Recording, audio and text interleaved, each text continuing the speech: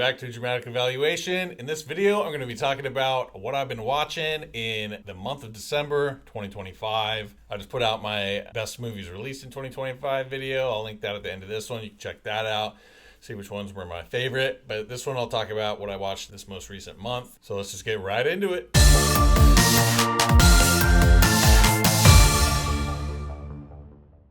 All right, I watched a decent amount of movies in December and barely any shows, so we'll just go through the movies pretty quickly, and then the shows, there's only a handful there. So Caught Stealing on Netflix. This was a newer movie, one of the rare times Netflix gets a new release movie, and it's Austin Butler and some other people, whatever. It was good.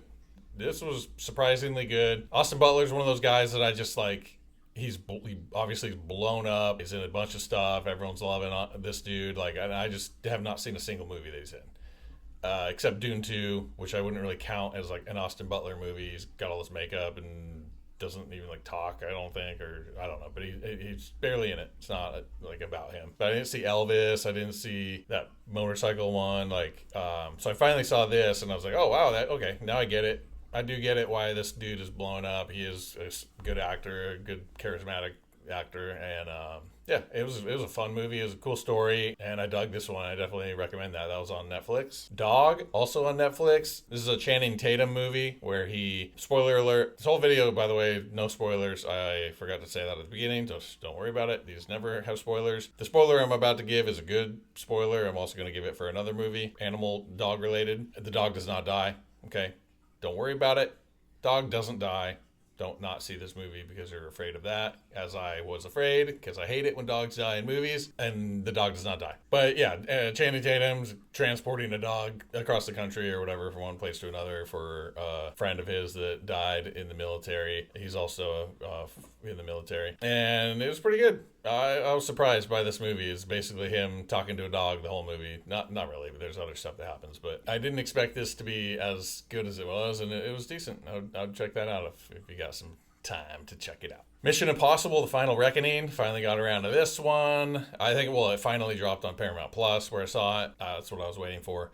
And it was okay. It's good. All these Mission Impossible movies have been solid. So no complaints really. Other than, it was a little less. I feel like the one before it was more action-packed and more fun and just a better action movie. Yeah, it definitely was weaker, I think, than some of the other ones in the recent years, but it was still good and an entertaining action movie. If you like the Mission Impossible franchise, it's the final one. Definitely check that out. Dr. Sleep. This is technically the sequel to The Shining. And it's grown up Danny Torrance and kind of just a new, its own like thing. It doesn't really relate to The Shining all that much, honestly. It's this new group of villains that are doing kind of this new thing we haven't seen done in The Shining. And yeah, I don't know. It might as well have not been The Shining sequel. It might as well have just been its own movie with people with kind of powers or telekinetic, whatever. But, it was decent, and then I didn't know this, but I suspected, like, halfway through, I was like, I wonder if Mike Flanagan is, like, he had hard Mike Flanagan vibes. If you know The Haunting of Hill House, Haunting of Bly Manor, Midnight Mass, those shows, like, if you're familiar with that, like, first of all, just the style and the vibe and everything about it, but also the actors. He likes to use a lot of the same actors, so it just felt like I was like, if I had to guess, Mike Flanagan is involved in this, and then at the end, turns out he wrote and directed it or whatever. So yeah, I like all his stuff. Cliff Curtis being in this was a pleasant surprise. I had no idea he was in it, and he's good, and I like him in a lot of stuff.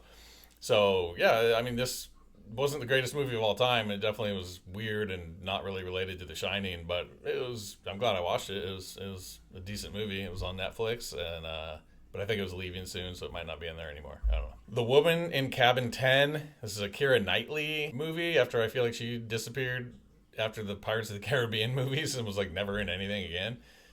She was in this, and it was on Netflix. I went ham on Netflix, by the way. Most of what I watched here is on Netflix. But it's a kind of a mystery movie. They're on a boat, and there's like not like a whodunit, like murder mystery thing, but just like a mystery of like what the heck's going on, and you kind of just, it unfolds, and you just see what was going on. It was fine. It wasn't, it wasn't great. It wasn't great. It was like not very unique or innovative in any way whatsoever. There weren't huge twists or reveals that made it like, oh wow, this is really cool. So it was pretty lackluster, honestly. Good Boy on Shudder. I did a review of this. Check that out. I liked this movie. I thought it was pretty good. It was definitely a lot better than what they could have done, where it's essentially a horror movie from a dog's perspective, where the dog is like the main character of the movie. So this is my second movie for the spoiler alert that I mentioned earlier about the movie Dog.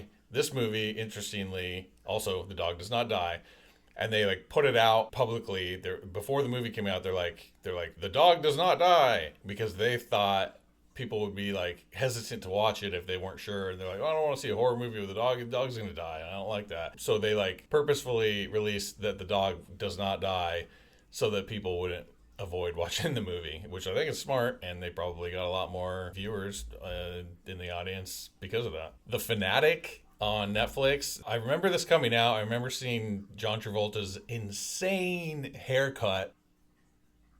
Check it out.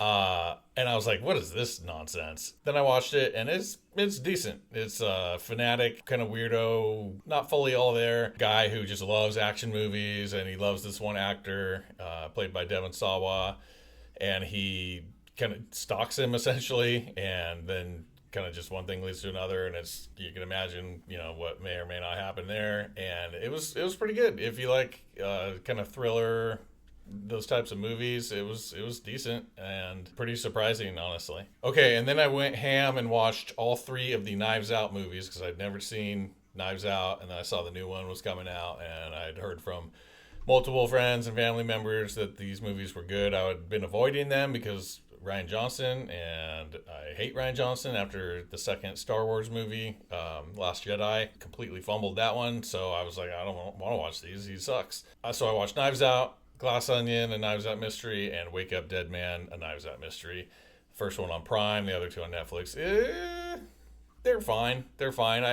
They're definitely unique. It's not. I was expecting these to be just a classic whodunit murder mystery, and they're not.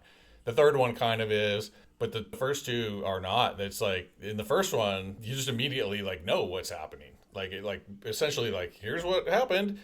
And then now it's like, how do they like avoid getting caught, or like what, navigating the situation of like what I'm trying to, not spoil anything. So I can't really talk in detail, but it's not what you would expect from a murder mystery movie.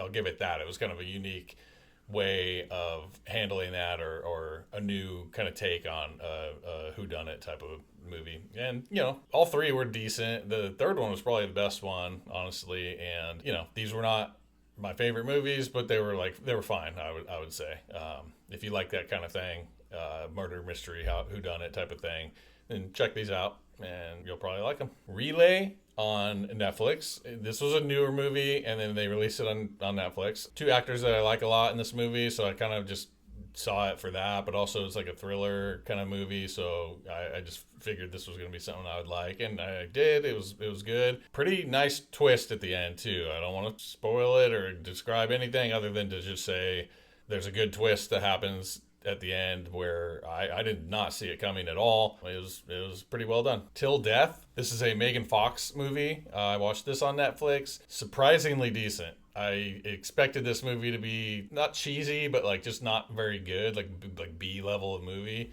And I don't know why, but I think that's just because of Megan Fox being in it. And I don't know why, because now I gotta give the credit, because she was in that like AI, like robot, whatever movie earlier in the year, last year, that was like pretty good. And then this one was pretty good. Like if you like a good thriller, not quite horror, but just like thriller, how's she gonna get out of this situation? What's gonna happen next? Like it was good. Honestly, it was a pretty decent movie. I recommend checking that out if you like that kind of movie. Tenet, no thanks, dude. Wow. I officially already didn't really care for Chris Nolan. Officially don't like this guy, don't like any of his movies, I'll say that. What are we doing? The most random movie ever. Like, you don't know or care about any of the characters. It just jumps into like whatever, and then it's jumping all over the place with what they're doing. They do the weirdest thing ever with this time reverse thing. I just this movie is not for me, man. If you like this movie, great, it's good for you, but I did not care for it, and it was so long, as all of his movies are. So then you're just sitting there for like 3 hours, getting through just what am I watching? I don't know, man. I did not care for this movie. I'm pretty sure a lot of people did not care for this movie, and I see why. And I don't recommend watching it, honestly. The Star Wars Holiday Special. Finally got around to watching this. I've seen pretty much everything Star Wars except for this. Had avoided it because people said it was insane. It was only like an hour and 20 or something. So I was like, oh, I'll just watch it. It's Christmas time. Oh, wow. Wow, man. This movie, or it wasn't a movie, but like, I can't believe why did they make this? And why did they make it so far from anything Star Wars related? It's so weird. It's so weird. There's weird songs in there. There's a crazy, like, inexplicable, like, Cirque du Soleil looking thing put on by people who probably have never done dancing or gymnastic things in their life. It was just so weird. The far too many minutes of these random Wookiees we've never met before that are supposed to be Chewbacca's family and just making like the Wookiee noise that I can't do, otherwise I'd do it right now. Just constantly doing that noise. And it's just like, okay, we don't know what they're saying. They're not putting captions. Like, enough. Like, what are we doing? What is this? It was so bad. I usually rate things like between 7 and 10. A lot of the time, I'm like generous with things. Occasionally, I'll go down like 6 or 5 if it's like really bad and like made a statement. This one, man, 3.2 is what I gave that. So bad, so bad, hilarious. Playdate. I watched this on Prime. Funny, dude. Shockingly funny. I did not expect this to be funny. I don't know why. It just seemed like it was going to be one of those like cheesy movies that comes out where it's just like, no one's going to see this. It's dumb. But, I don't know why I thought that, because Kevin James is always funny. And Kevin James is very funny in this, especially the beginning. Like right out the gate, the beginning of this movie is just tons of comedy hitting. And I highly recommend this. If like, they don't make comedies very often these days, honestly, and a lot of times when they do, they're not even that good.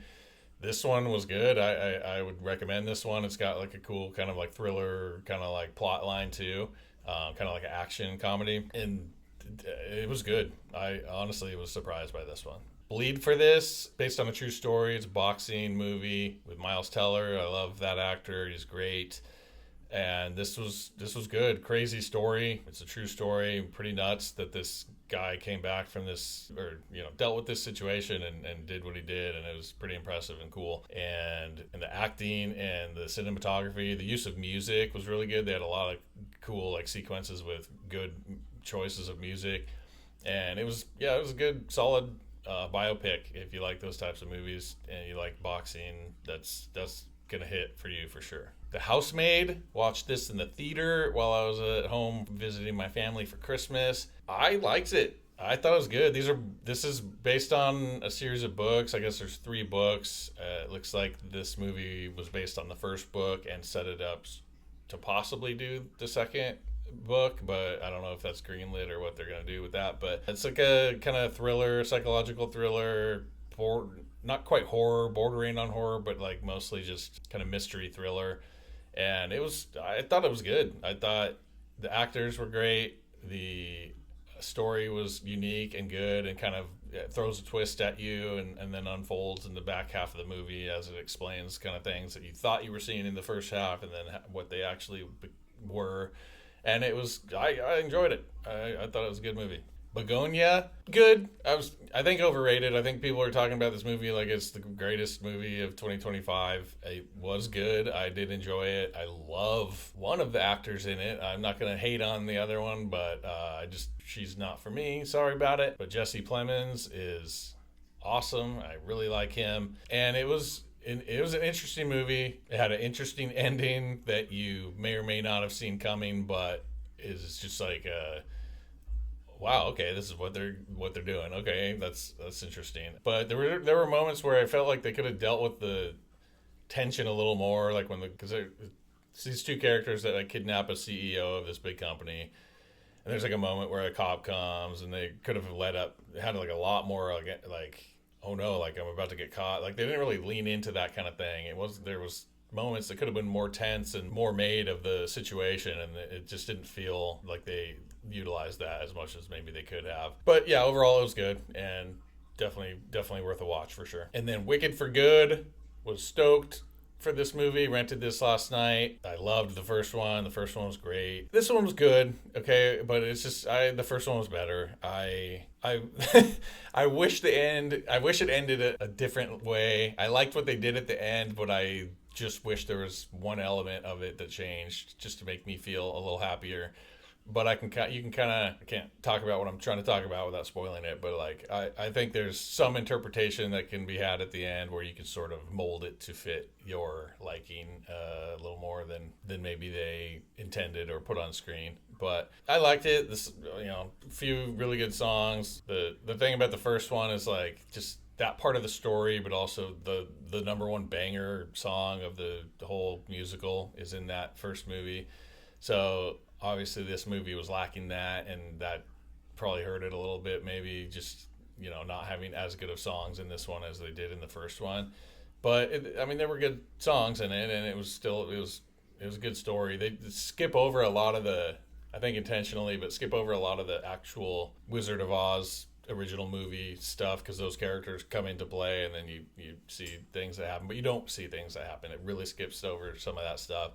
And it would have been cool to see some of that stuff, because like part of like what I'm familiar with the musical, but not like the music, not the actual like story of the musical. I've never seen the musical, so I didn't know a lot of the story elements. So I was kind of seeing that stuff for the first time. And after watching the first movie, I was curious. I'm like, they're not going to have her go full blown bad. She's just she's a good person. Like, so how about in the movie when you see how gnarly she is, and she's like, "I'll get you, my pretty, and your little dog too." Like, that's messed up. Talking about murdering the dog, like she's not gonna get that gnarly, and she doesn't. And they don't show any of that, or they kind of like sweep that under the rug, because these two movies, these Wicked movies, are about how she is a good person and she isn't evil or wicked, and that's just strange. The way they separate that from the original movie to make it their own thing is odd, given that it is related to that original movie. So it's just a little weird, but all in all, great movie. The first one was better though. Sorry. All right, and then for shows, I watched Physical Asia.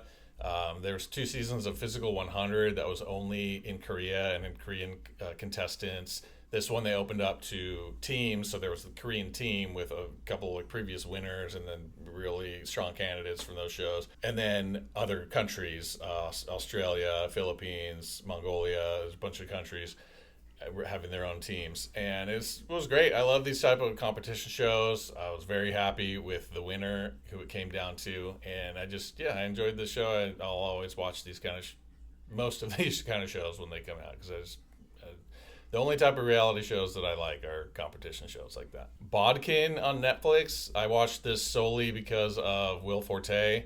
I love Will Forte. He's hilarious, and there's funny moments in this, but this is more of a little more of a drama. There's comedy elements for sure, but it's a kind of a drama, like mystery. These people are doing a podcast about this mystery over in England. They go over there, and then they're kind of finding out a bunch of stuff about a murder and some other stuff going on. And it was pretty decent. It was pretty good if you like that kind of thing, and especially if you like Will Forte. Definitely check that one out. Welcome to Derry. One of the rare shows that I watched week to week. A lot of times I will wait for full season to come out because I hate the weekly release. But I really wanted to watch this one. I really like the movies, and I love horror, so I watched this one week to week. And it took me a few episodes to get into it, honestly. Not that they were bad or it was lacking anything.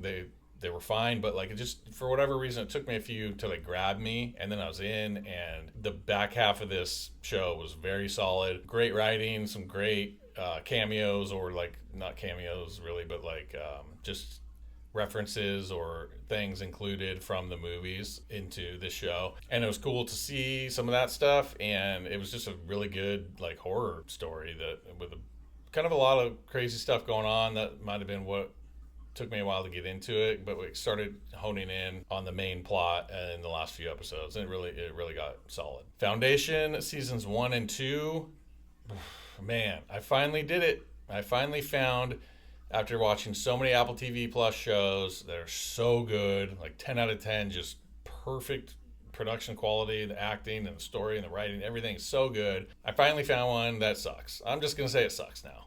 I'm like struggling. I'm like, wanna like this show. It's sci-fi, it's Apple TV Plus, it looks good, good cinematography and production value, but it is so convoluted with the different points in time and the different characters and the different storylines.